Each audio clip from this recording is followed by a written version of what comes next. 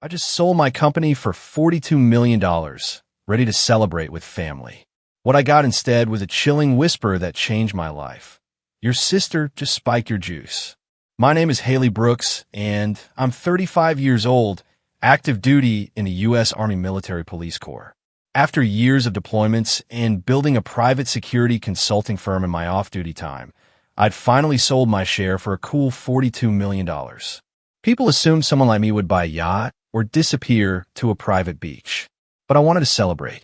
I wanted to celebrate with the two people who were supposed to be closest to me, my half-sister, Chloe, and her husband, Bradley. I booked us a table at Jefferson's Prime, the fanciest restaurant in Arlington.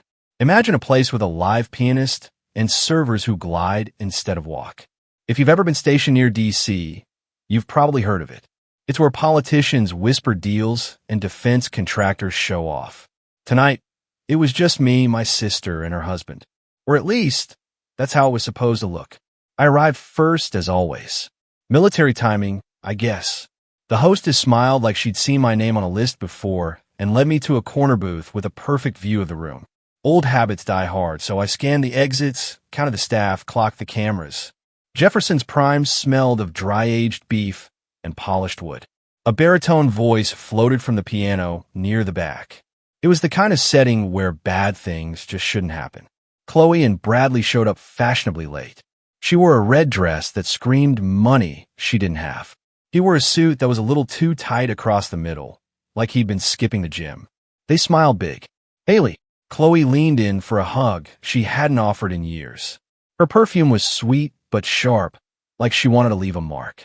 Bradley shook my hand with a grip that was just shy of overcompensating. You look amazing, Chloe said, sliding into the booth. This place is incredible.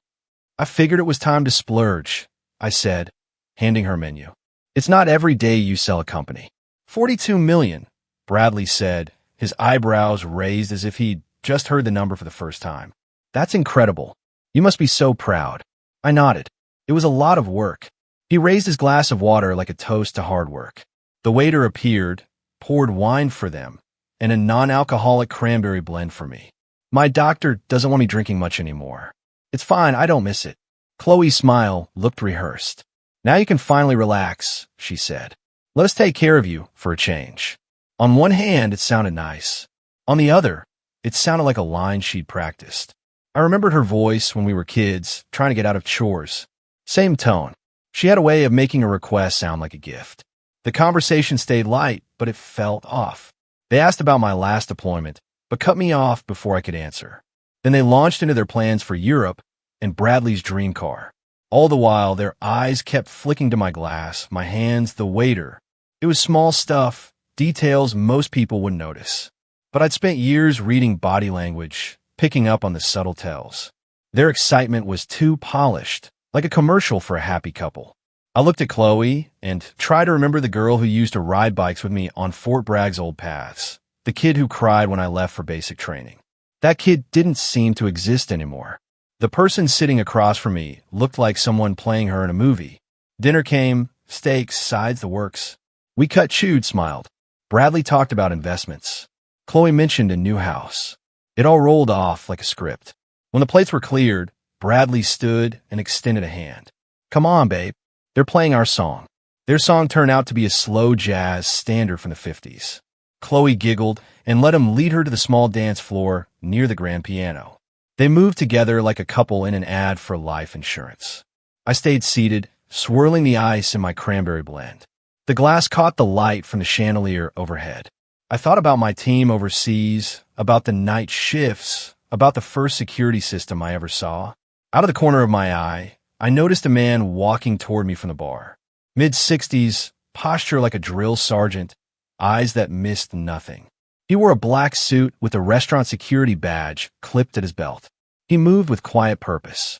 He stopped at my table and bent slightly. Miss Brooks. His voice was low, steady. Yes.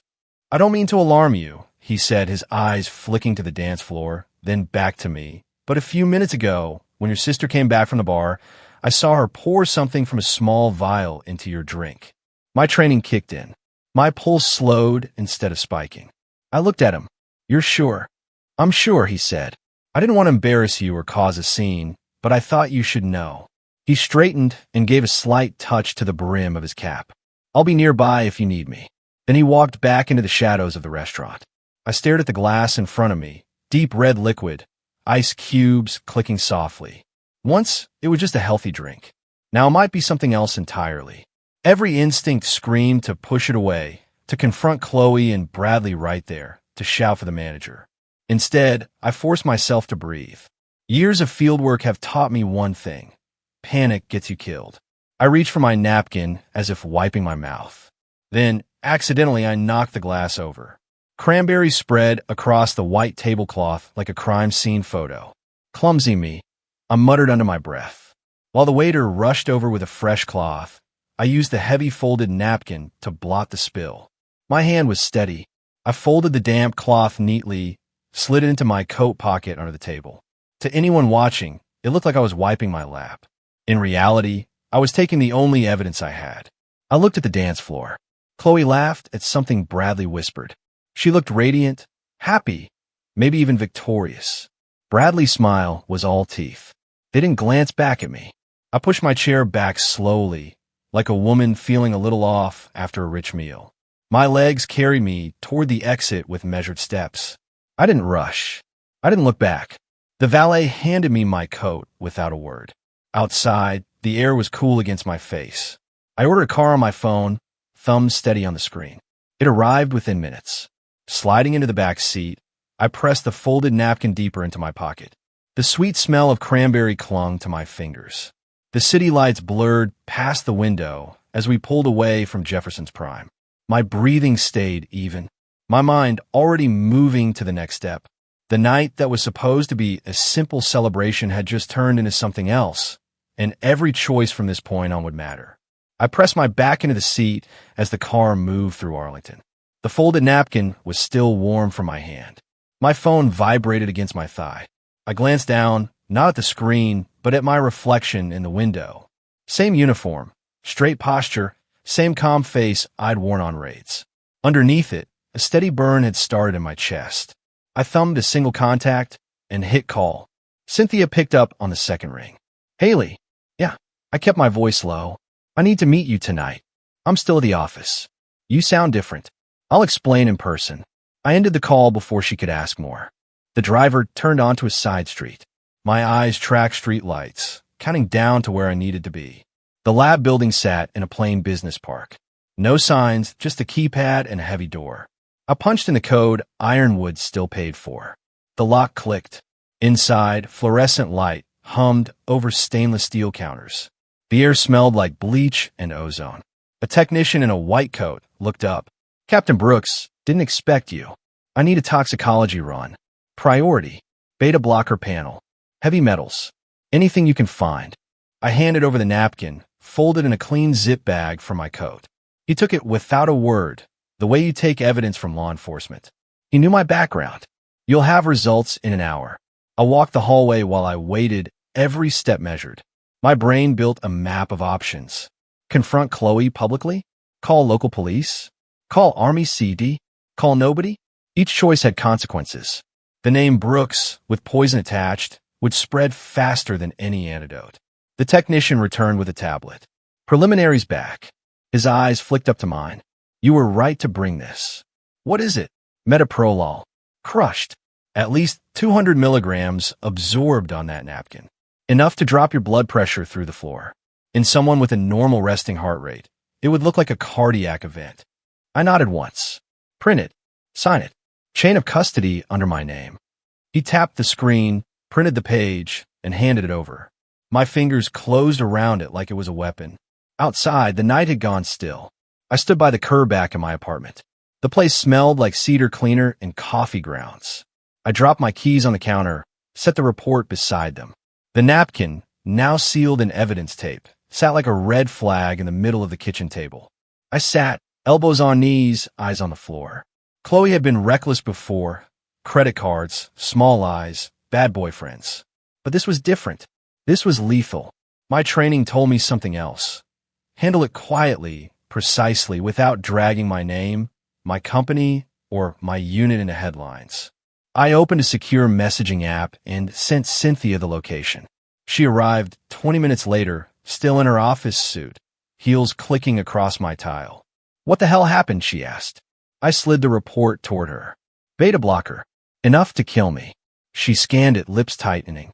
"She did this? She or Bradley?" "The guard saw her. I don't know if he was involved too." Cynthia leaned against the counter, arms folded. "We go to the police. We hand over the report, the napkin. Let them handle it. And every news outlet gets a headline about an army captain poisoned by her sister," I said. "Try explaining to the Pentagon why your security company's founder made herself a target inside a steakhouse. We lose control the moment we go public." She exhaled. "Then what? We investigate quietly. We find out why. We collect everything. Then we decide." Cynthia's eyes narrowed, assessing me the way she did juries. "You're serious?" "I'm alive because a stranger warned me. That buys us time. We use it." She nodded slowly. "I could pull some strings. Former bureau people owe me favors. Background checks. Financials. Digital forensics." "Do it," I said. She straightened, already scrolling through contacts. "We'll need everything on Chloe and Bradley. Accounts, debts, communications. If they're desperate enough to try this, there's a trail." "I know there is." Cynthia paused. "Haley, are you sure you're okay?" I met her eyes. "I'm not shaking. I'm planning." The words hung between us, heavy but steady. She nodded once and started dialing. While she talked logistics in a low voice, I opened my laptop, pulled up a blank file, and began typing names, dates, details. Jefferson's Prime, Marcus Darnell, Metaprolol. Everything that had happened from the moment Chloe walked in. My fingers moved without pause. This was how I'd built cases in the Army. Facts first, feelings later. Cynthia ended the call. 2 former FBI, 1 former IRS investigator. Retainer covers 3 weeks of work. "That's enough. We'll need a beta hook," she said.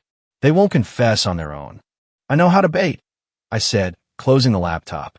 Outside my window, traffic hissed on wet pavement.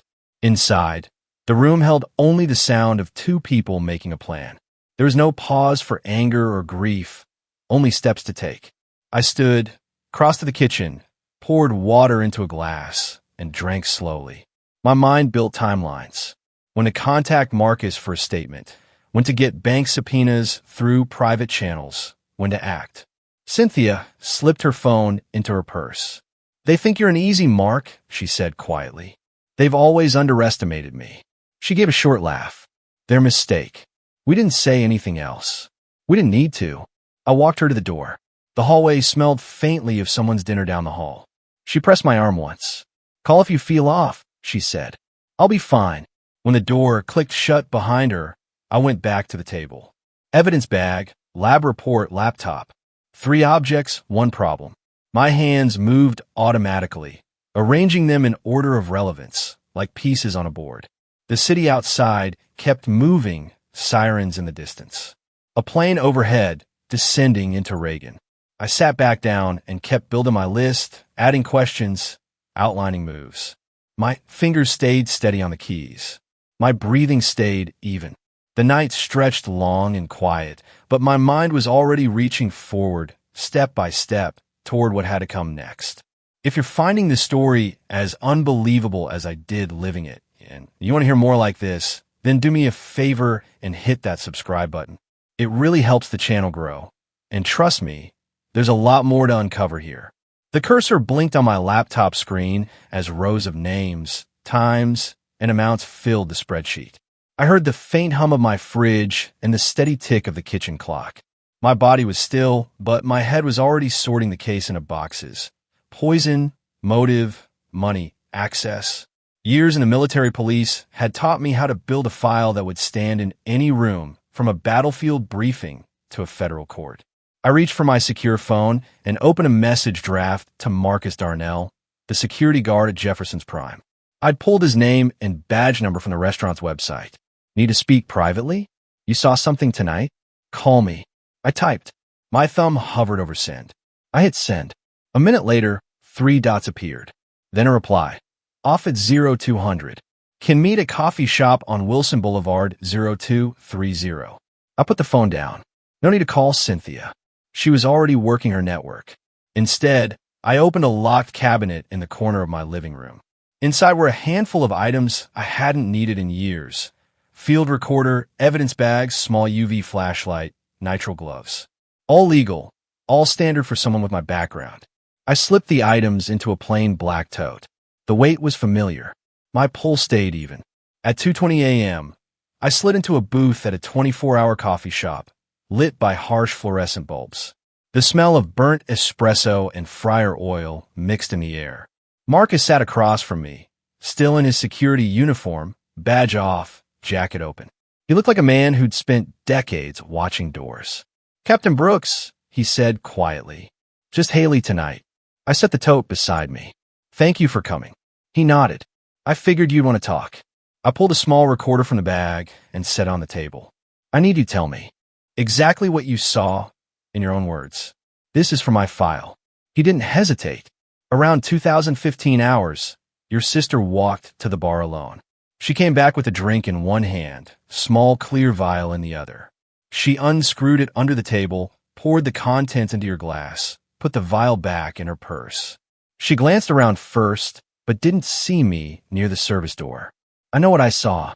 I nodded, keeping my eyes on his. "Would you testify if I need it?" He held my gaze. "If it comes to that, yes. I've got nothing against her, but what she did was criminal." I reached into my bag and slid an evidence form toward him. "Sign here to confirm chain of custody on your statement." He signed without question. Years of security work had made him precise. I stood, shook his hand. "You probably saved my life." "Glad I was there," he said. "Be careful." Back in my apartment before dawn, I stored the signed statement in a locked drawer with the lab report and the sealed napkin. 3 pieces now, each one solid. Cynthia called at 6 a.m. sharp. "I've got movement," she said without preamble. "Our investigators already pulled public records. Chloe and Bradley are drowning. 3 credit lines maxed, business loan defaulted, tax liens, and at least 2 payday lenders with judgments. They're cornered." "Keep digging," I said. "They're also moving money," she added. "Wire transfers from Bradley's firm to an unregistered LLC last week. We'll trace it." I looked at the clock. "Good. Document everything. Assume this ends in a room with lawyers." "Already on it," she said. After the call, I took a shower, dressed in plain clothes, and headed to Ironwood's old offices. I still had a pass. Inside the security vault sat hard drives of client data. I checked the logs. 2 weeks ago, someone had used a duplicate key fob to enter after hours. No sign-in, no camera footage. That narrowed the suspect list to anyone who had borrowed or stolen my credentials. I printed the access log and slid it into my bag. Another piece. On the drive back, I rehearsed a mental checklist. Physical evidence, napkin, toxicology, witness statement, digital evidence, access logs, bank records, emails, motive, debt, opportunity, family trust, and public image. At home, I opened my laptop again and began creating a master timeline. Each entry included date, time, action, and potential corroboration. Jefferson's prime, Marcus's statement, lab results, Chloe's financials. The file grew by the minute. Cynthia texted me a PDF. Chloe's credit report. It read like a slow-motion crash. High-limit cards maxed, cash advances, late fees, a failed LLC for a lifestyle brand. I scrolled down to Bradley's. Similar pattern. Their marriage was a partnership in losing money. I leaned back, staring at the ceiling. It wasn't just greed. It was desperation. People who are desperate make mistakes. Mistakes leave trails. I called Cynthia. Get copies of their emails if you can. Look for anything about Ironwood clients or my medical records. Already requested, she said. One of the ex-FBI guys has a contact at their ISP. We'll have metadata soon. Good. She hesitated. You sound calm. I am, I said. Calm is how we win. I ended the call and set the phone down.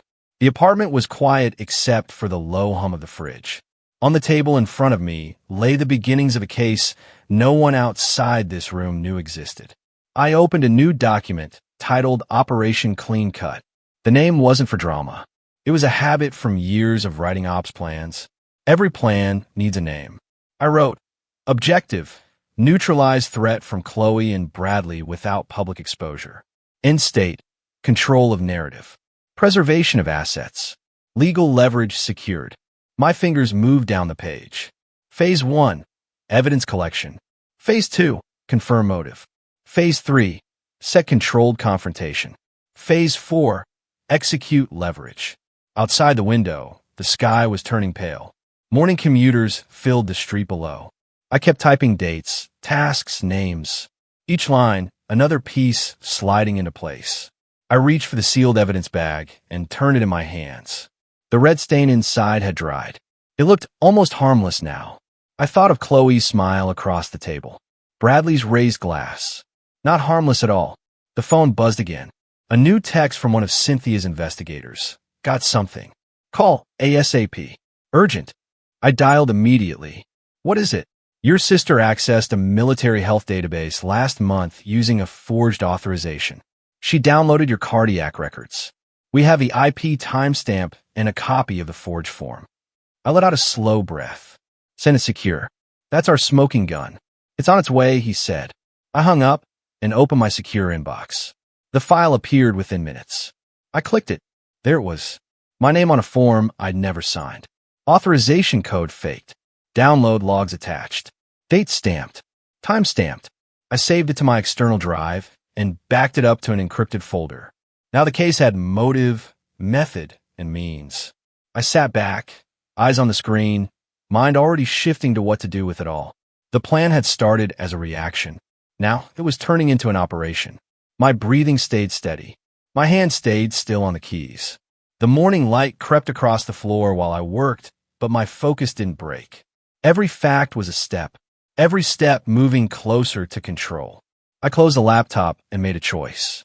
There are moments when the obvious thing is also the worst thing. Call the police, hand over the napkin, file the report, let the system take its course. Simple, clean, moral. That would have satisfied a lot of people. It would have satisfied textbooks. It would also have detonated my name, my company, and my unit into news cycles I didn't trust to be accurate or kind. I walked through the options like an operations brief. Option A. Go public immediately. Pros. Fast law enforcement involvement, official chain of custody, possible immediate arrest if evidence held up. Cons. Front page stories. Investigators trolling my past contracts. Clients getting nervous. Government offices asking awkward questions about a private security company tied to a serving captain. Option B. Go quiet. Assemble private evidence. Build a sealed case. Then present it where it would do the most damage to Chloe and Bradley without ripping everything else apart. Pros. Containment, control, leverage. Cons. Moral hazard, risk of mistakes, more time required. I chose containment. Make no mistake, that was a deliberate moral choice. It wasn't cowardice. It wasn't ego. It was damage control with a purpose. If I went public tomorrow and the tabloids ran with Army Captain poisoned by sister, two outcomes were likely. 1. The news would eat the story and people would forget nuance.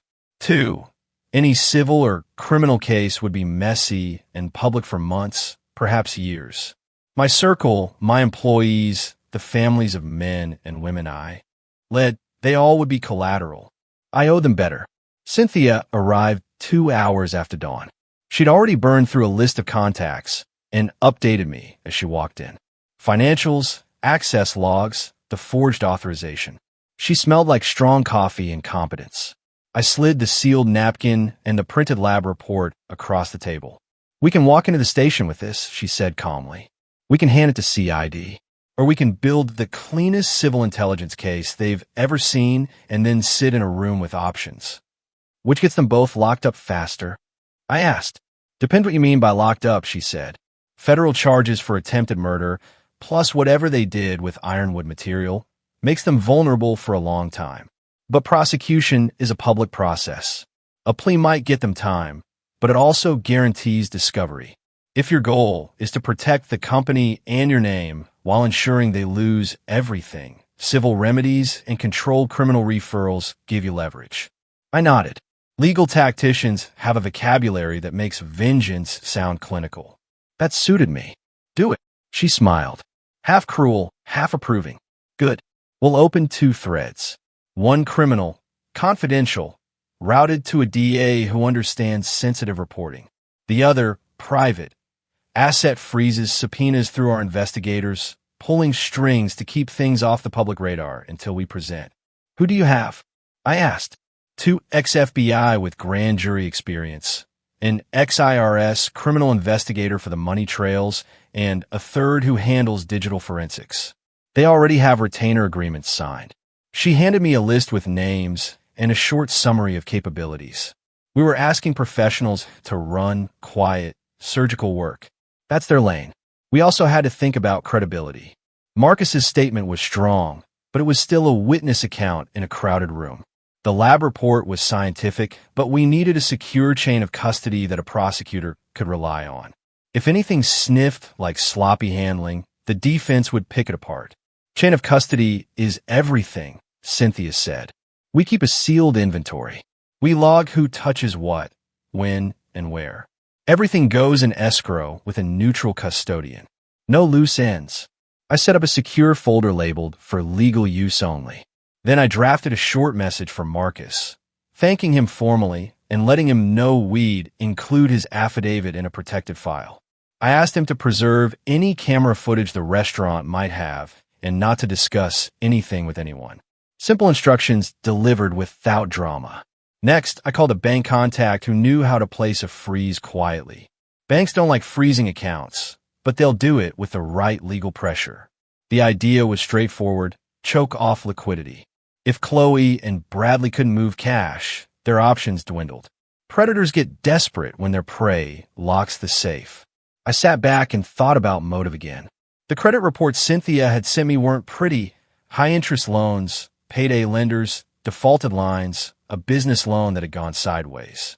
People in that situation become transactional about risk. They imagine a quick, irreversible fix. I didn't need to psychoanalyze them beyond that. I only needed to show it to the right people with the right documents. Cynthia worked the phones. I worked the timeline. We created a non-public audit trail that could be handed to a prosecutor confidentially. The DA we preferred had handled cases with national security implications before. She had contacts inside the U.S. Attorney's Office who could coordinate a discreet preliminary review. That mattered. Publicity is its own prosecution. We also had to think about optics within the Army. I consider going to JAG, Judge Advocate General, but there's bureaucracy in every corner of the military. I owed my unit the truth eventually, but the immediate priority was containment. I briefed a trusted mentor via secure channel, an Army LTC who owed me favors and understood the cost of public spectacle. He advised patience and suggested the same DA Cynthia preferred. He didn't flinch at the idea of a private approach, legal and administrative levers in place. The next task was documentary. We had the napkin, lab report, Marcus's signed statement, the access logs showing after-hours entry, the forged medical authorization with IP stamps, and bank anomalies. But chains of evidence don't tie themselves into airtight ropes. They require precise handling. That meant I needed copies, clean, verified, time-stamped, and secure uploads to an escrow system. It meant witnesses put on record but not in the press. It meant that when we finally presented this to Chloe and Bradley, we did so from a position of total control. We could offer them a choice with real consequences, backed by evidence that a prosecutor would find hard to ignore. We built a dossier, timeline, documents, witness statements, forensics. Each piece had a margin note about where it came from and why it mattered. My spreadsheet looked like a dossier a brigade commander would review before a mission. I felt oddly comfortable. Planning is a balm. There were moral gray areas. How far to push? What legal pressure to apply? Whether to demand full forfeiture before offering leniency. Cynthia argued for a staged approach. First, immobilize assets, then present evidence privately with a clear path, either exile from the family fortune or immediate referral to law enforcement with no plea options. The choice we'd offer would be brutal but clean. People like choices, Cynthia said. Give them 2 terrible options rather than 1 sweet escape. I laughed then, a short, dry sound. That's how you get confessions. We also prepped for pushback. If they hired counsel, that was expected. If they went to the press first, that was why we set up escrow and secret DA contacts. Their story would ring hollow next to signed statements and forensic reports. We prepared a single line for any unofficial leak. We are cooperating with authorities. No further comment. Keep it sparse, infuriating, and true. By mid-afternoon, the investigators had pulled initial records.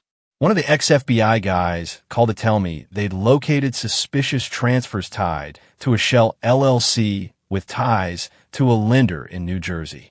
The IRS guy already had a notice flagged for deeper review. They were focusing on drying up funds and mapping who within their circles benefited from the transfers. I sat for a minute and allowed myself a small private joke. I had spent the better part of my adult life keeping people from doing dumb, dangerous things. Now I was stopping a different kind of danger, one that wore a familiar face across the table. The rest of the day moved in focused increments. Calls, verification, legal templates, bank holds. Each action peeled away another layer of ambiguity. Each confirmation made a simple truth clearer. This was not a moment to be moralistic in public. It was a moment to be surgical, effective, and exact. At dinner that night, I ate alone. The city moved around me. My phone buzzed intermittently with updates. A subpoena issued. A bank freeze requested. Metadata pulled. The operation had momentum. That was all I asked for. Movement in the right direction. The low light of my apartment made the folders on the table look heavier than they were. The night outside was dead quiet. Inside, it was the opposite.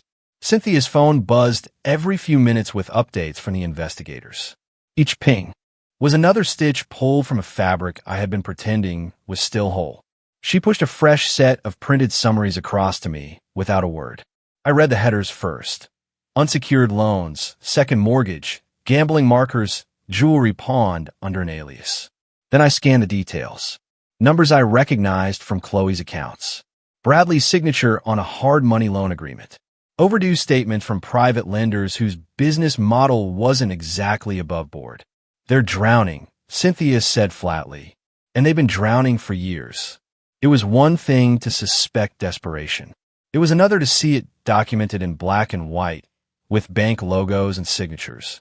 The facade they built, the curated photos, the breezy talk of new business ventures, the curated vacations. It was a stage set. Behind it, their finances were a demolition zone. They're $2 million in the hole, Cynthia continued, sliding a page over so I could see the total at the bottom. If they don't get a cash infusion, everything collapses within months. Foreclosure notices are already prepared. Lenders have started calling. I stared at the total. My sister had spent years leaning on me for small helping transfers. I told myself she just had bad luck. In reality, she'd been running a 3-act tragedy funded by my patients. Bradley was no better. He'd used his consulting firm as a personal ATM, cashing client retainers to cover gambling debts and personal travel. The next folder hit harder.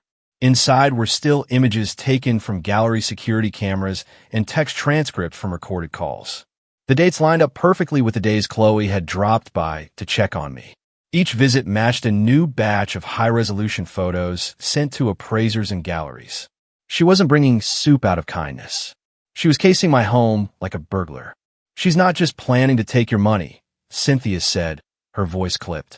She's liquidating your history. The photos were of things that weren't even valuable to anyone but me. Medals, framed commendations, old unit photos, my late mother's furniture. Mixed in were shots of more obviously sellable items.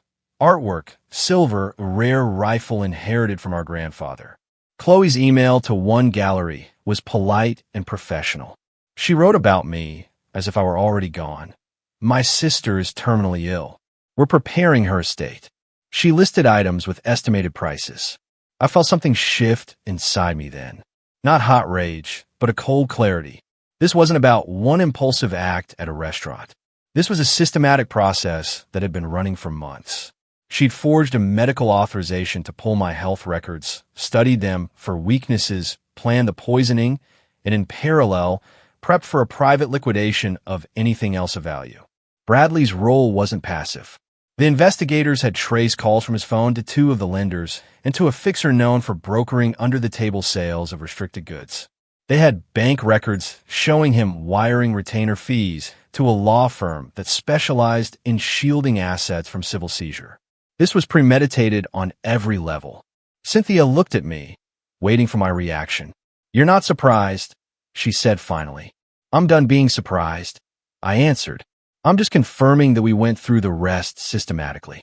House deeds, title histories, 2 vehicles leased under a shell company, a storage unit in another state containing items from my parents' house I hadn't even realized were missing.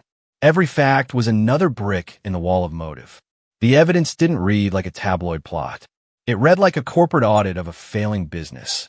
Assets, liabilities, risk factors, exit strategy. My sister had turned me into a line item on her survival plan." Cynthia slid the final page across the table. A printout of search terms traced to a public library computer. Lethal dosage beta blockers. How to fake natural death. Will autopsy detect metoprolol overdose? It was clinical, impersonal, and devastating. I exhaled slowly. "They're thorough. They're sloppy enough to leave a trail," Cynthia replied. "And now we have it." We sat in silence for a moment. Outside, a car passed, its tires hissing on wet pavement. Inside, the sound of the refrigerator kicking on felt like a gunshot. "Next step is presenting this to the DA, quietly," she said. "But before we go that route, you need to decide what you want. Criminal trial with headlines, or a surgical strike that wipes them out financially and leaves them exposed if they ever try to retaliate." I kept my eyes on the photos of Chloe holding my coffee mug, smiling from my door camera on the days she'd visited. The smile looked almost tender. "It was a lie. We go surgical," I said. "Then we'll tighten the noose quietly," Cynthia replied. She began making calls in low, precise tones, arranging legal holds, drafting letters to banks and galleries to flag suspicious transactions, and lining up sworn affidavits from appraisers. Her efficiency was its own kind of mercy. It kept me from thinking about family dinners, birthdays, or childhood road trips. I focused on the plan instead. The team would continue gathering evidence until every asset, every loan, every false statement, and every attempted sale was mapped. When the moment came, Chloe and Bradley would walk into a room thinking they were about to sign inheritance papers, and instead find themselves facing a wall of irrefutable facts with no exit. I wasn't interested in humiliation for its own sake. I wanted a clean break. Remove the money, remove the access, remove the leverage. No public circus, no appeals to sympathy, just a signed agreement, a handover, and a permanent cutoff. Cynthia finished her calls and looked at me. "We're going to need you to keep acting like nothing's wrong. If they sense a shift, they'll lawyer up differently." I nodded once. Playing the part of the oblivious older sister would be the hardest task I'd ever performed, harder than any deployment or negotiation, but it was necessary. She left with the folders, promising secure storage and a fresh set of updates by morning. I sat at the table a long time after she'd gone. The apartment quiet except for the hum of the air conditioner. On the wall across from me hung a framed unit citation. I stared at it and thought about loyalty, about betrayal, about the difference between the people you choose to stand with and the ones you're born into. The night stretched on. My phone buzzed again with another update. This time, a digital forensics hit on Bradley's burner phone, connecting him to a new account at an online casino. It was just one more proof point, another weight on their side of the scale. I saved it to the secure folder without a word and began drafting a new list of tasks for the morning. The plan was no longer theoretical. It was operational, and every operational detail mattered. I booked the conference room on the 40th floor of the Crystal City Tower for Tuesday at 10 a.m. Booking the room was the smallest part of the operation, and also the most literal symbol of control. The Crystal City suite was neutral, professional, and importantly, private. No brass plaques, no glossy lobby brochures. The elevator code, the security desk contact, and the assistant's name all went into a single secure note on my phone. I set the meeting under the pretext of signing preliminary trust documents, so Chloe and Bradley would come expecting celebration, not interrogation. Step 1 was the choreography. Cynthia and I mapped every minute of the morning into a simple sequence. Arrival, small talk, coffee, initial paperwork, the signing, then the reveal. We assigned roles. Cynthia would open. She had the voice for it. Calm, direct, legal. 2 investigators would sit at a corner table with folders that looked routine. A third would be on a private line with the DEA, ready to confirm facts if needed. Marcus would be on standby at Jefferson's Prime to secure any last-minute evidence and to confirm his statement if a subpoena required. I would be the quiet center, the one who appeared weak and grateful. The documents were the next priority. Anything sloppy could be used against us. Cynthia's team drafted an innocuous-looking family investment trust packet cover sheet. Preliminary terms, signature lines, intended to lure. Hidden inside the legal pile were the heavy things: the toxicology lab report, Marcus's signed affidavit, the forged medical authorization with the IP logs, bank summaries, and the investigators' initial forensics printouts. Each sensitive item had a front page with an internal reference number and a notarized chain of custody cover. We printed 2 sets, one for our attorney escrow and one for the DEA, each with timestamps and seals. Escrow and custody were non-negotiable. Cynthia arranged for a neutral custodian, a trust company that would hold originals and record every handoff. We didn't take chances with memory or rumor. Originals went into sealed envelopes, logged and sealed again. Photocopies were bound into a blue folder that looked like routine paperwork you sign at a bank. The contrast was intentional. Money control was tactical. The investigators had already started the asset tracing process. Subpoenas in motion. Preliminary holds requested. You can't always get a bank to freeze an account on demand, but you can build legal pressure that makes movement risky. We arranged emergency notices to be ready for filing with courts in jurisdictions where Chloe and Bradley had accounts. If they tried to siphon funds the morning of the meeting, there would be a fast path to injunctions. The point wasn't to pretend we had instant power. It was to ensure any attempt to flee would trigger immediate legal consequences. We rehearsed the script. "We'll need you both to come in around 10 o'clock, Cynthia would say on the phone, to sign some preliminary trust documents. Nothing heavy, just paperwork. I practiced my tired, relieved tone for hours. Acting is part of this business. If they suspected a setup, they would call counsel or walk.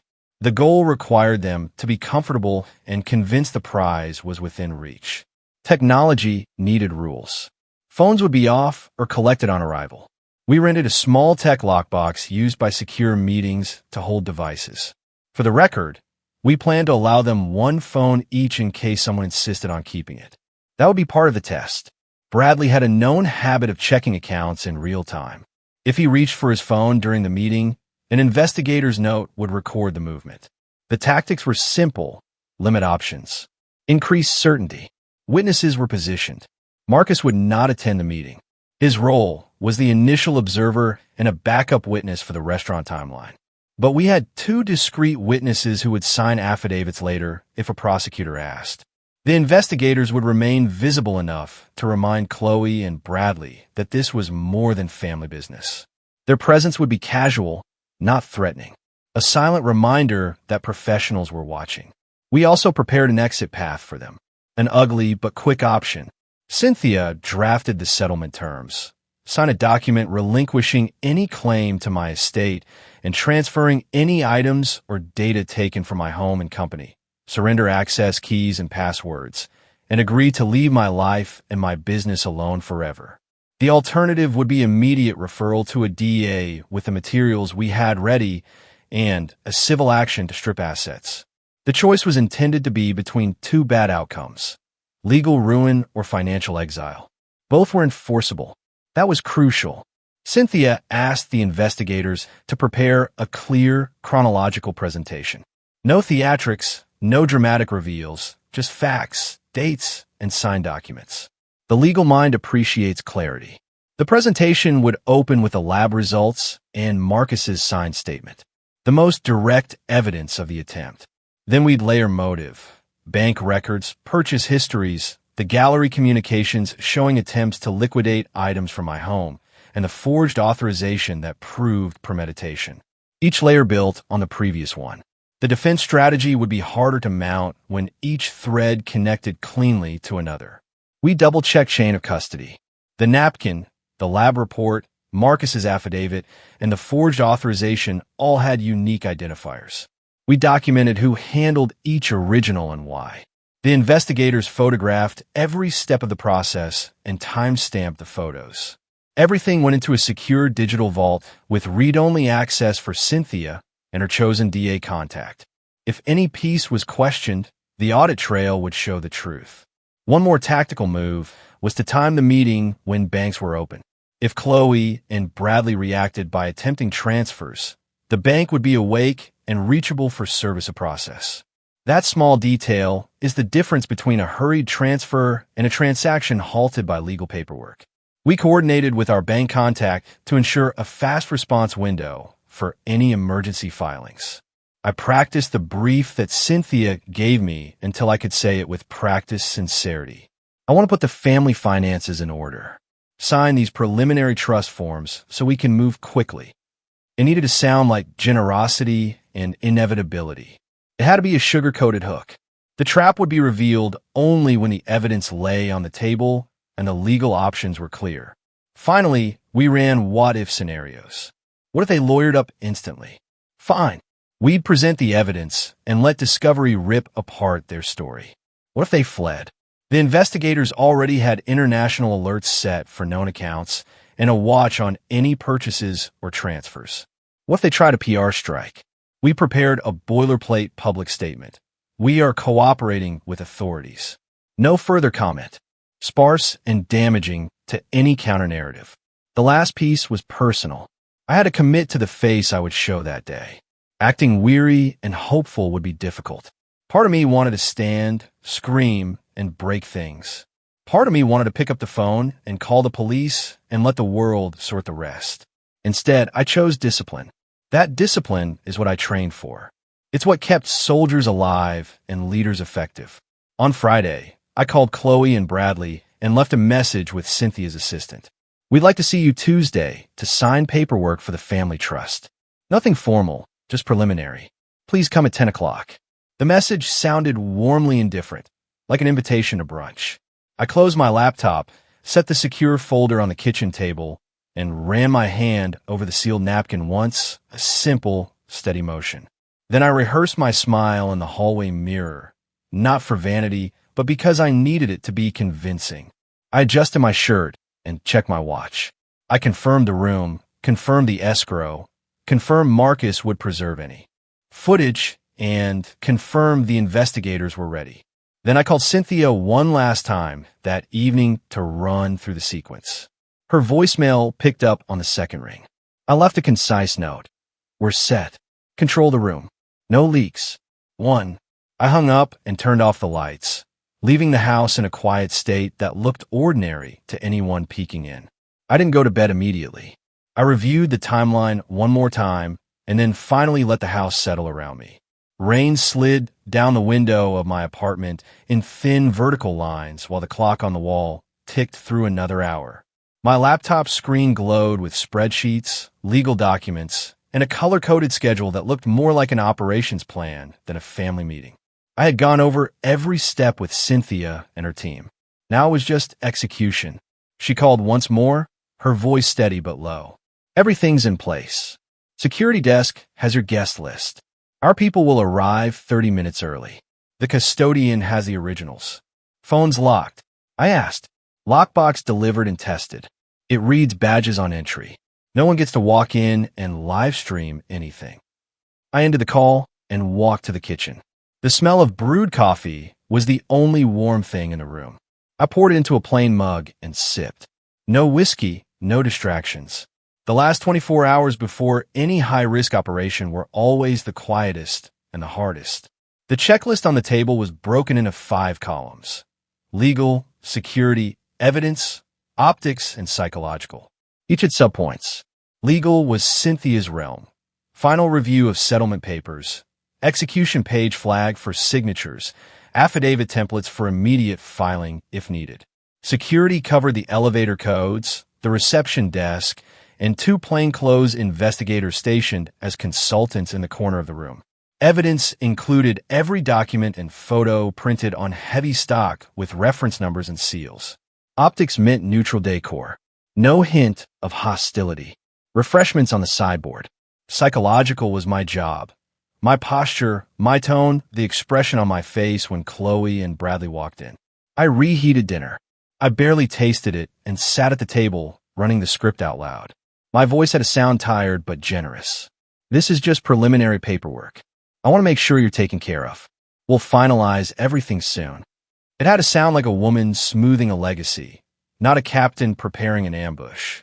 Cynthia had advised me to sleep. I tried, lying on my back, staring at the ceiling.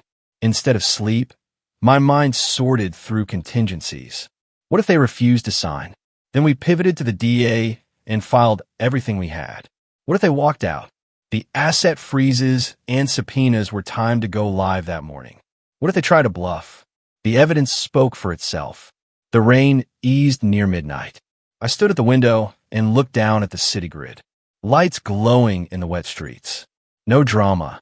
No speeches, just planning. In another life, I would have been prepping a briefing for an early flight. The same nerves, the same discipline. At dawn, I dressed in a plain navy suit. No uniform. No ribbons. A neutral watch, simple shoes. I packed a slim briefcase with nothing personal inside. Only a single copy of the invitation letter to make the setup look authentic. Everything else was already staged at the tower. By 7 a.m., I was in Cynthia's office. She was behind her desk, hair tied back, coffee in hand, eyes clear and sharp. The conference room down the hall was already prepped. Polished table, high back chairs, a discreet pitcher of water and glasses. Along the far wall sat a neat row of blue folders. The lockbox for phones had a small sign taped to it. For your convenience during signing. Review, she said, sliding a bullet point sheet across the desk. We went through the plan one more time. 10 o'clock arrival, warm greeting, casual tone. She would start with routine trust language, hand them the pen for the dummy form. And once their guard was down, she would slide out the evidence folders one by one. No raised voices, no accusations, just the slow, precise unveiling of facts they couldn't refute. At the point of maximum impact, she would present the two options: sign the settlement and walk away with nothing, or face immediate referral to the DA with a pre-assembled case file. Our investigators were already in the building. One would act as an assistant, delivering additional documents, but in reality recording timestamps of everything said and done. Another sat in the lobby watching arrivals. A third monitored Chloe and Bradley's bank accounts remotely to catch any last-minute transfers. Marcus remained on call to secure restaurant video evidence for chain of custody. I walked into the conference room and took the seat farthest from the door. From that angle, the skyline was a wall of glass and steel. I placed my hands on the table, testing how they looked. Steady, palms relaxed, no clenching. Acting the oblivious sister required stillness more than words. Cynthia tested the microphones, not for recording, but for the DA's live line if we needed immediate confirmation. She checked the lockbox for phones and the sealed envelopes one last time. Everything was symmetrical and neat. Ready? She asked. Yes, I said. We fell silent. The room smelled faintly of furniture polish and coffee. Outside the window, the city moved like a grid of ants, unaware of what was about to happen high above. I reviewed my own notes one final time. Greet Chloe warmly. Shake Bradley's hand. Sit slowly, as if still recovering from a health scare. Smile faintly. Let Cynthia do the talking until the moment she hands me the cue. Then stay quiet and let the evidence speak. I checked my watch. 9:15. Time moved in exact, clean segments. Downstairs, the receptionist had my guest list. Security was briefed on names and IDs. The lockbox key was in Cynthia's pocket. The investigators texted updates from the lobby. Bradley checked his phone twice while waiting for coffee. Chloe seemed distracted, but cheerful, both dressed sharply. They were exactly the image they wanted to project. I took a slow breath and let it out. Everything that could be controlled was controlled. Everything else would reveal itself in the room. Cynthia looked at me from across the table. Remember, no speeches. Just let the documents do the work. I know, I said. I picked up the dummy trust folder, flipped through its blank signature pages, and placed it in front of my seat. I practiced one last line under my breath. I just want to get this done so you can move forward. It sounded ordinary, unremarkable, the perfect camouflage. The clock on the wall moved to 9:45. Outside the hallway door, the assistant began setting glasses on the sideboard. The hum of the building's air system was steady and low. I adjusted my chair a fraction of an inch, centered my hands on the table, and looked at the skyline again. My reflection stared back from the glass, unreadable. Everything was staged. The room was neutral. The plan was live. The elevator doors opened at exactly 9:59, and their reflection flickered on the polished floor before they even stepped inside the room. Chloe went first, a bright dress that looked expensive but chosen to seem respectable. Her hair perfectly styled. Bradley followed in a tailored suit I hadn't seen before, his tie a little too bold for a legal appointment. They looked like people walking into a photo op, not a reckoning. I stood as they entered, one hand lightly on the back of my chair. "Good morning," I said. My voice was low and warm. Chloe leaned in and kissed my cheek, a practiced smile that reached just enough of her eyes to appear sincere. "You look so much better," she said. "I told you rest would help." Bradley extended his hand. "Captain," he said with a grin, "ready to sign our future?" I took his hand, steady grip, eyes soft. "Just paperwork," I said. "Let's get comfortable and productive." Cynthia stepped forward, professional but pleasant, her dark blazer neat, her voice brisk but not cold. "Please have a seat," she said. "We'll get water and coffee in a moment. Phones in a lockbox, please. House rules." Bradley chuckled. "Of course." He and Chloe both placed their phones inside the small black box on the sideboard, the magnetic lid closing with a quiet click. No protest, no hesitation. They sat opposite me at the long table, the skyline behind me glowing in the late morning light. They clasped hands across the polished wood. Cynthia opened the dummy folder first. "Thank you for coming. As you know, Captain Brooks has asked me to prepare the preliminary documentation for a family investment trust. Nothing final today, just an overview and a few signatures so we can proceed." Bradley nodded eagerly, leaning slightly forward. Chloe glanced at me, her eyes scanning my face for weakness.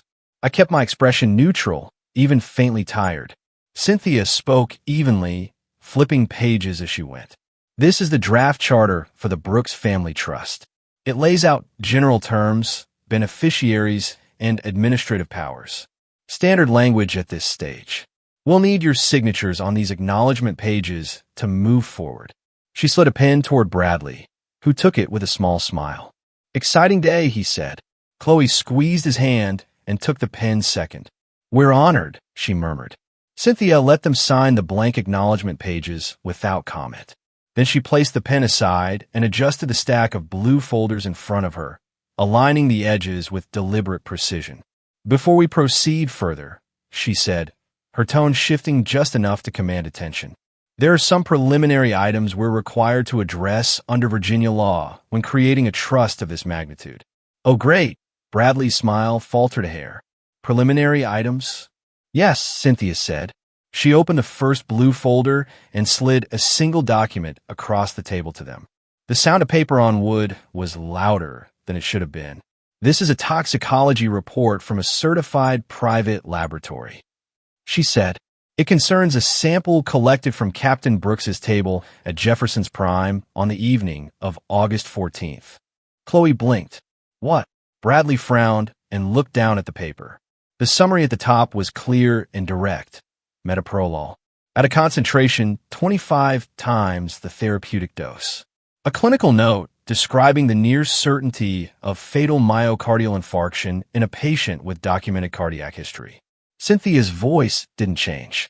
The sample was sealed, transported, and tested under documented chain of custody. The lab director and the collecting witness have both signed affidavits. Chloe's mouth opened, but no sound came out. Bradley kept staring at the paper, his thumb rubbing the edge of the page as if the words might change under his touch. Cynthia opened the second blue folder and slid another document beside the first. This is a consolidated financial report prepared by independent investigators. It summarizes 2 delinquent mortgages, multiple high-interest loans, and a combined unsecured debt exceeding $2 million. It also notes attempts to secure additional credit in the past 90 days. Unacceptable. Chloe pulled her hand from Bradley's and sat back slightly, her face pale now. I don't understand, she whispered. Cynthia continued without looking up. She opened the third folder and placed printouts of gallery emails on the table. These are communications sent from your devices to various art galleries and private brokers. They describe Captain Brooks as terminally ill and list items from her home for private sale, including personal effects and restricted memorabilia. The images attached to these emails were taken surreptitiously during visits to her residence. This is corroborated by time-stamped security footage. Bradley turned to look at Chloe, his jaw tight, but he said nothing. Cynthia opened a fourth and final folder. This one contained a forged medical power of attorney with Chloe's signature as authorized party, IP logs showing access to Captain Brooks's complete health record, and a series of search terms traced to burner devices, lethal dosage beta blockers. How to fake a natural death. Will autopsy detect metoprolol overdose? She placed the stack carefully on top of the other documents. The room was silent except for the low hum of the building's air system. Chloe stared at the table, her hands trembling. Bradley's face had gone from smug to ashen in less than 5 minutes. I kept my hands flat on the table and spoke for the first time since the greeting. My voice was calm even. There is no family trust, Chloe. There never was. Her head snapped up. What are you? Cynthia cut her off gently but firmly. The entirety of Captain Brooks's estate has already been transferred into an irrevocable charitable foundation. It is legally operational. You have no access to it and never will. Bradley swallowed hard. You can't just... I can, I said, still calm. And I did. Cynthia picked up a separate folder, thicker than the rest, and set it in front of them with a pen on top. You have 2 options, she said. Her tone clipped, but not theatrical. Option 1. This evidence in its entirety is delivered to the district attorney's office before noon today, accompanied by sworn affidavits. You will both be charged with conspiracy, fraud, and attempted murder. The case file is ready, and the DA is expecting it. Option 2. You sign this agreement immediately. You relinquish any and all claims to Captain Brooks's estate, surrender any property or items taken from her home or company, and agree to have no further contact with her or her affairs. In return, she will not press charges at this time. The evidence will remain in escrow, to be delivered to the authorities only if you violate the agreement. She folded her hands on the table and looked at them steadily. Take a moment to decide. Neither of them reached for the pen. Bradley stared at the documents as if they might vanish. Chloe looked at me, tears forming but not falling.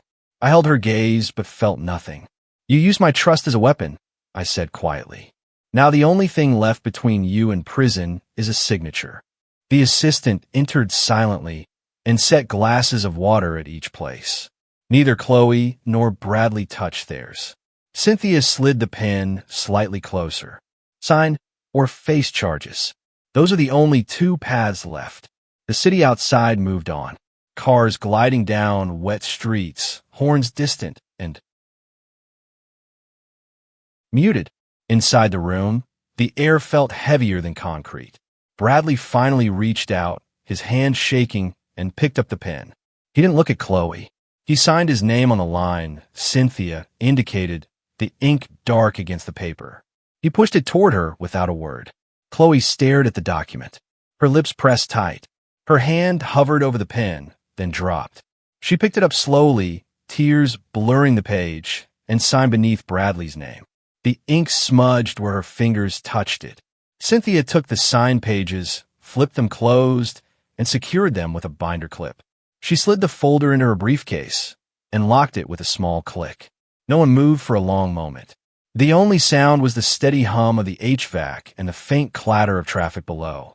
I stood up slowly, my chair scraping the polished floor with a muted sound. My voice was level and final. "We're done here." Chloe's eyes flicked to mine, searching for some trace of the sister she once knew. Bradley stared at the table as if it might open and swallow him. Neither spoke. Cynthia rose as well, her expression unreadable. She gestured toward the door. The assistant opened it without a word. Chloe and Bradley stood, moving stiffly, and walked out past the silent investigators in the corner. The lockbox clicked as they retrieved their phones. The door closed behind them with a soft but decisive thud. I stayed standing, hands at my sides, breathing steady. The room smelled of paper, coffee, and the faint metallic tang of fear left behind. Outside the window, the skyline was still bright and indifferent. Inside, every piece was finally where it needed to be. The conference room door had barely clicked shut when I exhaled, a slow, measured breath that felt like it had been held for months. Cynthia was already moving, gathering the folders with gloved hands, placing them into two hard-sided cases with numbered seals. Each case had a matching tamper-evident tag. She didn't speak until the last document was clipped and secured. "That's signed," she said quietly. "Escrow is active now. They're out of your life legally until they try to violate it," I said. She met my eyes. "If they do, we refer the entire file. The DA will handle it. That's not your burden anymore." I nodded once. The relief wasn't joy. It was structural, like a weight removed from a rucksack after a march. My spine straightened. My hands felt steady again. All the training about operations, evidence, and containment had led to this moment. The investigators stood from their corner seats. One of them handed me a small flash drive in a sealed pouch. Chain of custody video. We recorded the entire meeting for our own record. 2 angles time-stamped. "Good," I said. "Stored off-site, secure encryption." He nodded and left with the others, each carrying their assigned cases and drives. Within minutes, the room was empty except for me and Cynthia. The table looked like any other boardroom table again. Polished, bare, anonymous. We walked out together. The elevator hummed softly as it descended. On the street, cars moved in the normal rhythm of late morning. No one glancing at us. No headlines scrolling across the sky. I slipped my hands into my pockets and felt the edge of my watch. The only personal thing I'd worn all day. Cynthia hailed a cab, but I shook my head. "I'll walk." "Haley," she began. "I need air." She squeezed my shoulder briefly. "We did exactly what we planned. Everything's documented. You're protected. Go home and breathe." I gave her a faint smile and started down the sidewalk. The day was bright and windless. My footsteps on the pavement sounded louder than they should have. I passed a food truck, the smell of grilled onions cutting through the city's exhaust. Ordinary life continued without pause. By the time I reached my apartment, my body had moved into post-operation mode. Cataloging, storing, clearing space. I hung my jacket, washed my hands, and opened the secure cabinet one last time. Inside, the duplicate set of evidence sat untouched. I checked the seals, confirmed the tags, then locked it again. The keys went into a small lockbox that required both a code and a fingerprint. Then I sat at my kitchen table and dialed Marcus. He answered on the first ring. "Everything go okay?" "It's handled," I said simply. "Thank you for your help." "You don't need to thank me," he said. I saw what I saw. People like that, they always think nobody's watching. "They'll be watched now," I said. He hesitated. "You good?" "I'm upright," I said. "That's enough for today." We ended the call. I set the phone down and stared at the muted glow of the laptop screen. The master timeline, once a jigsaw puzzle of risk and motive, was now complete. Each line crossed out with a neat black bar, napkin tested, witness secured, forged authorization traced, assets frozen, settlement signed. The phone buzzed again. Cynthia texting a brief update. DA acknowledged receipt of notice of settlement. File under seal. Everything locked. Short, precise, exactly the language I needed. I stood and walked to the window. Below, the city stretched out, glass towers and intersections, people with coffees and bags and phones. I pressed my palm against the cool pane. No speech, no adrenaline, no crowd, just an operation concluded. I poured water into a glass and drank slowly. The taste was metallic from the tap. For a moment, my eyes flicked to the framed unit citation on the wall. The same one I'd stared at when I first realized what Chloe had done. In my unit, when a mission ended, we debriefed, wrote reports, cleaned gear. We didn't celebrate. We reset for whatever came next. I felt myself falling into that rhythm. Now, I opened my laptop again, started a final document labeled After Action Report. It wasn't for the Army. It was for me. I wrote in simple bullet points. Objective: neutralize internal threat. Method: private investigation, legal leverage. Outcome: settlement signed, assets secured, evidence in escrow. Risk: minimal public exposure. Status: operation concluded. Under lessons learned, I typed a single line: family could be a blind spot. Then I closed the file and encrypted it. The doorbell rang once, sharp and unexpected. I moved to the door and looked through the peephole. A courier stood there holding a slim package. I opened the door, signed the tablet, and took the envelope. Inside was a formal confirmation from the trust custodian, settlement agreement, and release received. Originals under seal. A notary stamp glistened in blue at the bottom. I set on the table. Everything now had a seal or a signature. No loose ends. I took a shower, the hot water running over my shoulders, and let my mind finally start to drift. Not to nostalgia or regret, just to nothing. When I stepped out, the apartment smelled like soap and paper. I dressed in clean clothes, made a simple lunch, and ate it standing at the counter. In the afternoon, Cynthia called again. Bank freezes went through, shell accounts flagged. Any movement will trigger automatic notices to our team. They're boxed in. Good, I said. Let them box themselves further. She hesitated. Haley, you understand how rare it is to pull this off without a leak? Yes, I said. You did everything right. You kept your head. That's not easy when it's family. I didn't answer. There wasn't anything to say that wouldn't sound like a platitude. She filled the silence. We'll keep monitoring quietly for a few months. If they violate the agreement even once, the DA will file. You won't have to do anything. I gave a small laugh. Dry, but not bitter. I'm not planning to. After we hung up, I walked through the apartment, touching objects without thinking. The edge of a photo frame, the back of a chair, the smooth metal of the lock on the evidence cabinet. Everything was still in its place. Nothing had been taken, nothing poisoned, nothing left to guess. The evening light shifted across the floorboards. I pulled on a jacket and went outside, walking aimlessly through the neighborhood. People walked dogs, argued on phones, pushed strollers. Nobody knew what had happened high in that conference room. That was the point. Real consequences don't need an audience. I reached a small park and sat on a bench. The air smelled of cut grass and traffic. I leaned back, eyes half closed, listening to a jogger's shoes on the path, a child laughing by the swings. The world moved on without me needing to manage it. When I finally stood and started back, the sky over the city was streaked with orange and purple. I slipped my hands into my pockets and felt the smooth edge of my watch again. The glass towers caught the fading light. My steps were unhurried, deliberate. Everything essential had been handled.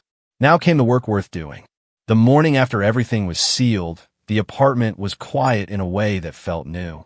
No folders on the table, no glow of the laptop through the night, no list of contingencies taped inside a notebook. For the first time in weeks, my calendar was empty. I poured coffee into a mug and leaned against the counter, listening to the faint hum of traffic outside. The silence didn't feel like a void. It felt like space. Space to decide what came next without having to watch my own family like a threat. Space to think about the life I'd built in uniform and in business, and what kind of mark I could leave when I was done fighting. I opened my laptop one more time and logged into the foundation account, the irrevocable trust Cynthia had helped create long before this confrontation. The Alicia Hayes Foundation's homepage loaded, the logo simple and unadorned. Under programs were the initiatives I'd pushed for: grants for female veterans transitioning out of active duty, a PTSD K-9 program pairing trained dogs with combat veterans, and a scholarship fund for military families studying criminal justice. Each line item had a status update, a dollar amount, a photo of someone already helped. I scrolled through the numbers. The assets that would have been carved up in lawsuits and fake invoices were now committed to programs with real names attached. A grant for a Marine sergeant who'd lost both legs. A therapy dog already training for an Air Force medic. A housing stipend for a National Guard single mother finishing college. It wasn't abstract anymore. It was measurable. I added a new directive. A legal clinic for service members facing financial exploitation by family. Not a revenge project, but a prevention one. The irony wasn't lost on me. I'd spent months building a case against my own sister. Now I could build a shield for others before they got that far. The Foundation's board, mostly women I'd served with, plus a few civilians with legal expertise, had been briefed on what happened. They didn't know names or details, but they knew enough to understand the urgency. They'd approved an emergency allocation for victim support services and greenlit my proposal to fund investigative training for military spouses and veterans entering private security. It was a way to channel anger into structure. Cynthia called mid-morning. Her voice was softer now, almost casual. Everything's holding. Banks confirmed the freezes. The DA filed our notice of settlement and sealed the file. You're officially clear. Thank you, I said. You don't need to thank me. You did the hard part. We spoke briefly about the Foundation, the new clinic, and a quiet plan to hire Marcus as head of security for the next gala. He'd refused a cash reward, but had agreed to consider a job offer. Good men like that are rare, Cynthia said. Keep 'em close. After the call, I closed the laptop and walked to the window. The city was the same, but it no longer felt like a chessboard. I thought about the years of training that had taught me to be calm under pressure, to plan 3 moves ahead, to see patterns in chaos. Those same skills had saved me from being a headline. But they weren't just for defense. They could be used to build things. I spent the afternoon at the Foundation's small office, a converted brownstone a few blocks from my apartment. The staff, a mix of veterans, social workers, and volunteers, greeted me with quiet nods. They'd kept the place running while I was wrapped up in the operation. I met with the program director about expanding the PTSD K-9 program into 3 more states. We discussed grant applications, vetting criteria, and a pilot program with the VA. It was the kind of detail work that had always calmed me, like field stripping a rifle or checking a perimeter. On the wall of the office hung a simple plaque, "Service beyond service." It had been my mother's phrase, one she'd used when volunteering at shelters after our father died. I traced the words lightly with my fingers before going back to my desk. Late in the day, Marcus stopped by in plain clothes. He looked a decade younger without his uniform. He handed me a sealed envelope. "Copy of my affidavit for your records." I kept a copy for myself, in case anyone tries to lean on me. I took it. Good thinking. He hesitated. "I don't know what you're planning to do now, but if you need someone to keep an eye on things, security, logistics, I'm available." I smiled. Genuine this time. "We're starting a security training program for veterans. I'd like you to run it." He blinked. "Seriously?" "Seriously. Pays fair, hours are normal, and no one's going to pour anything in your coffee." He laughed then, a short, surprised sound. "I'll think about it." "Think fast," I said. "The first class starts next month." I shook his hand, and he left. I set the affidavit in the Foundation's safe, logged its receipt, and closed the door. Everything now had its place. Walking home that evening, the air smelled of rain and warm pavement. The city's noise felt like background music rather than a threat. I passed a playground where 2 little kids in army t-shirts were climbing a jungle gym. Their mother watched from a bench. She had a service dog at her feet. I caught her eye, and she nodded once. A silent greeting between people who understood the same world. Back at my apartment, I cooked a simple dinner and ate it slowly. No phone buzzing, no notes to draft. I sat on the balcony with a glass of water. The light glinted off the glass towers, turning them gold for a moment before fading to blue. Inside, the evidence cabinet sat closed. The Foundation files were secure. Chloe and Bradley were out of my orbit, legally bound and financially cut off. They could spin whatever story they wanted. Without access to me or my assets, it would be noise. If they crossed the line, the DA had everything ready. But that wasn't my work anymore. What remained was the work of building, not defending. Expanding the foundation, training veterans, funding therapy dogs, helping women in uniform who might one day find themselves staring across a table at someone they thought they could trust. I stood and went back inside, shutting the balcony door. The apartment smelled of clean wood and quiet. I touched the unit citation on the wall once more, not as a talisman, but as a reminder of the discipline that had gotten me here. Then I sat at the table with a blank sheet of paper and began sketching a new schedule. Meetings with donors, site visits to partner clinics, interviews for the security training program. Lines of action that didn't involve ambushes or countermeasures. The pen moved easily across the page. When I finished, I set it aside and looked out the window. The city was dark now, dotted with lights. In the distance, a train horn sounded low and steady. I felt my shoulders drop, my breathing even out. No suspense, no cliffhanger, just a life resuming its shape. Built deliberately, one action at a time. Everything essential had been handled. Now came the work worth doing. This was probably the hardest decision I've ever made. What would you have done if your own family tried to take everything from you? Let me know in the comments below.